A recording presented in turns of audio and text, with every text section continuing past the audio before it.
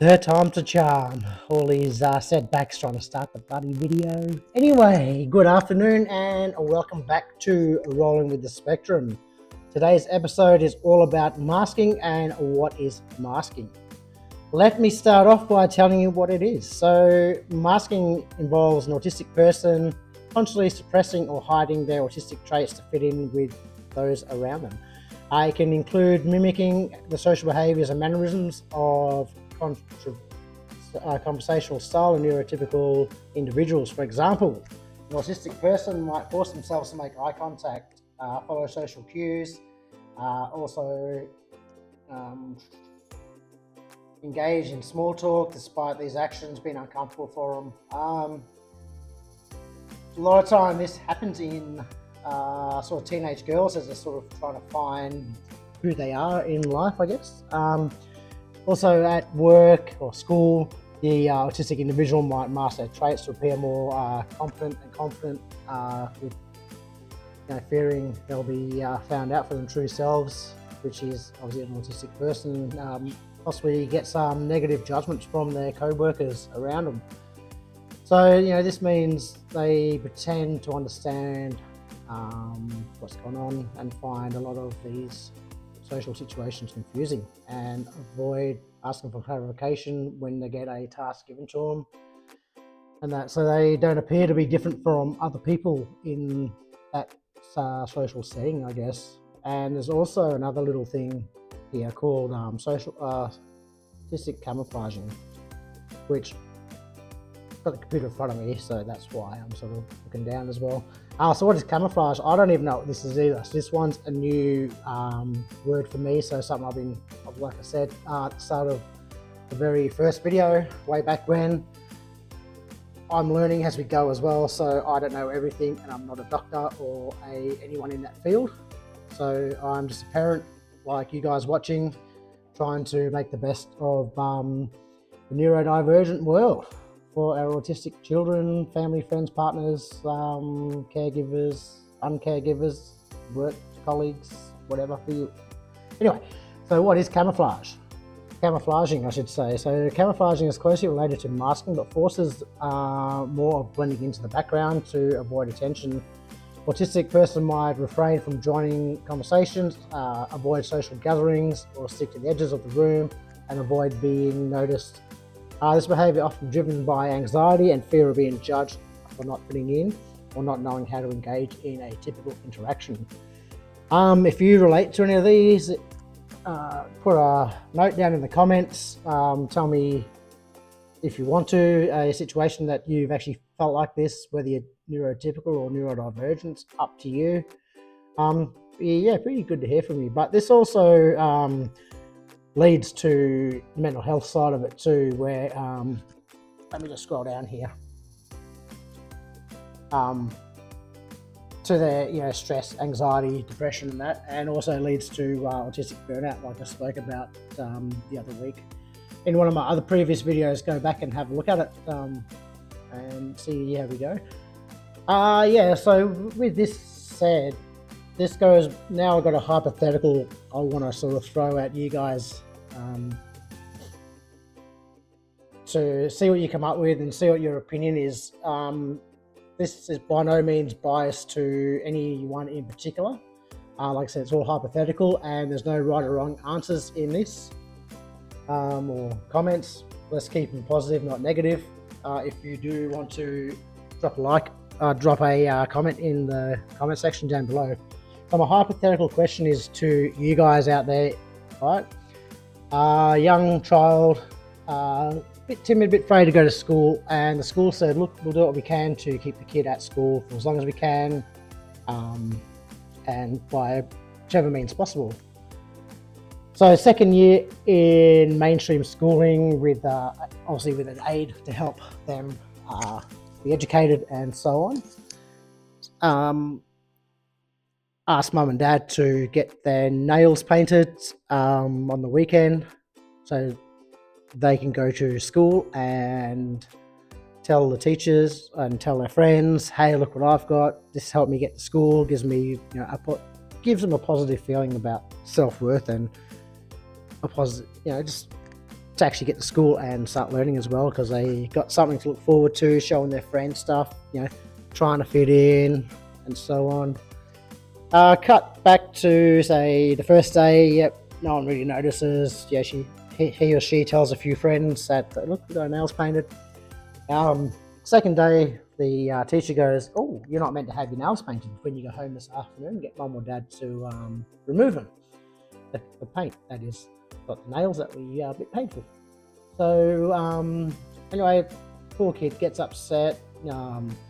Obviously, this is another side of the mental health aspect and the spectrum as well. The kid thinks they're in trouble when they're not in trouble, so that puts another bit of a spanner in the works for this type of stuff. But anyway, the paint comes off, kid's upset, parents got to console child, tell them it's okay, this is the rules of the school, you're not allowed to have painted nails. All good and fair that they're not allowed to have painted nails at school, because that's the rules. You go out in the workforce as an adult, they're not going to accept any of this, oh, but I'm this, I'm that. That's the rules, you don't do it, simple as that. Yet schools trying to set kids up for that type of learning, and that's way ahead in the future and so on. But to me, when you have a meeting with the school and they say, look, we'll get your child in at school by any way, means and form that's going to keep them there. If painted nails keeps the kid there for an extra 3 or 4 hours because he or she's happy to show friends, to me that is a win. It's promoting positive behaviour in the child, a bit of self-pride, which some of them don't really have because they just don't know how to act with these people. Learning their own way in the classroom and around people in social settings, which some of them aren't really good at, to getting told, no, you can't have them, and you got to go to school the next day and pretty much confront the person who told you not to have them. And then does that child then blend in with the class, masking their autism because they don't want to be different, when they are forced to actually be like the rest of the children in the classroom? Or should that kid be allowed to keep their nails to not develop masking, if you guys are following my story? So my answer to that, I think in certain circumstances, maybe from high school level up, then have these rules set for the kids. If they're younger, maybe not the last year of primary school, because they sort of have to be prepared for high school, which is a bit different, as most of us know or aware of. But year 1 to year 4, I think, should be a bit more leeway to prevent this kid having to go to school without nails, blending in with the rest of the class and masking themselves, where as opposed to having nails, expressing themselves and actually learning their own social cues throughout the rest of the week, or the time the nails are painted, or whenever the novelty wears off. So that's just my opinion, I guess. I want to hear yours. For those of you who are watching, leave a comment down in the section below and that. But yeah, that's just something I picked up. Does the school set these kids up to learn how to mask throughout the years because this individual can't adapt to not being different? They need to fit in because the schools tell them they've got to fit in by these set rules. And in doing so, do they promote the kid to start masking in society more than what they should do, and obviously leading to a number of mental health consequences later in life when they actually join the workforce and they got to act a certain way, be a certain way because society tells them to.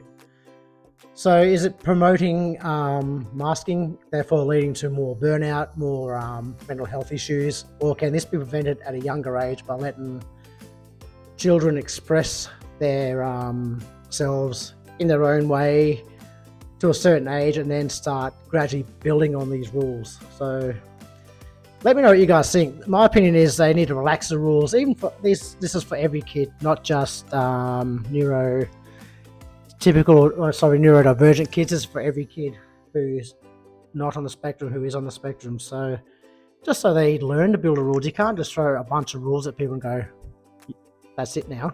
It takes time for people to adapt. And I think with our kids on the spectrum, it takes them a little bit longer for this adaptation to take place. And I think every kid should deserve the chance to do this in their own way, in their own time, by gradually introducing different rules and steps along the way. So let me know what you think, and yeah, that's, like I said, my opinion on that. So thanks for listening to that part of the podcast. It's not podcast. I wish it was a podcast. I'd have Joe Rogan on or someone like that. No, but anyway, so yeah, and let me know what you think. One other thing I want to touch on too before I leave this to it, because I have been rambling on now for about 10 minutes or so. I done a episode the other day on, actually the first episode I did has the official rolling with the Spectrum video, like the beginnings of when I actually first heard that my child might be on the spectrum. Done a bit of diving from state to state and public and private on how to get your child from, I think they're autistic, to signed off as autistic. So most states in Australia are pretty much on par with the same sort of structure. So it's, the school or the parent picks up, the GP, the referral to the paediatrician to the psychologist and psychiatrist to sign off on it, back to the paediatrician to go stamp of approval. At least that was the case for us in Darwin, and most of the cases around Australia, I'm reading the same thing. However, I did read into it a little bit more, and Tasmania is all government funded, from the teacher in the classroom saying, hey, this person might be on the spectrum, to going to your GP, to the P, to the psychologist/psychiatrist, whoever can sign off on it, and then to the stamp of the approval from the government to say, yes, your child is on the spectrum and special needs. There are different types of payments too. I looked into what's better, public or private, and wait times. Not too much difference in the pricing, I guess. Like, you got the Medicare rebate in most of that stuff, but you're always looking around, anywhere between $2,000 and $4,000. I think WA, Autism WA, have a bit of a subsidy on that. I couldn't see subsidies for other states. However, I did see it for WA, plus the Medicare rebate thrown in there. So it could work out a little bit cheaper in Perth, or WA for that matter. But if you're rural WA, it could cost a bit more. No bulk billing at your local GP and so on. So what's better, the way to go, public or private? It's best, I guess, it's up to how much you want to spend, I guess, but and how much long you want to wait. Like the wait times for public, I'm looking at anywhere between 18 months to 2.5 years. So this is just a generalization of Google, so don't come at me with the figures are wrong. This is just average. And private, not too much better. It's 6 to 18 months. So you just cut it down in half, basically, but you probably pay that bit of premium more for the same stuff. I don't think it's going to be better quality or any worse quality, because each psychiatrist uses similar testing procedures anyway. So if you're looking to go down that road, again, drop a comment in there and I'll see if I can help you out by putting a link up on the in the show notes and stuff like that. So yeah, let us know. But anyway, I've been rambling on now for about 15 minutes. One last plug before I go, guys. The Run for Autism is coming up in October this year. Well, maybe next year too. I don't know. It was last year as well, funny enough. So anyway, yes, I am doing the Run for Autism in October. It's an aspect initiative to raise money for autistic people. My goal is, because I've come back from 2 back surgeries in the past 12 months, is to run 1 kilometre a day for 31 days. So making it 31 kilometres over 31 days. Okay. If you can, jump over to my Instagram page, Rolling with the Spectrum. Link is in the bio. If you can donate $1, that'd be great. If you donate 10, 15, whatever you can afford, it'd be even brilliant. The goal is to get up to 1,000 before the end of this month, August. If it gets over $1,000 by the end of August, I will double the kilometers each day and make it out to 62 kilometers for the month of October. So without any further ado, guys, if you like what you hear today, like and subscribe to the channel, tell your family, friends, co-workers, unco-workers, and remember, peace, love, and autism.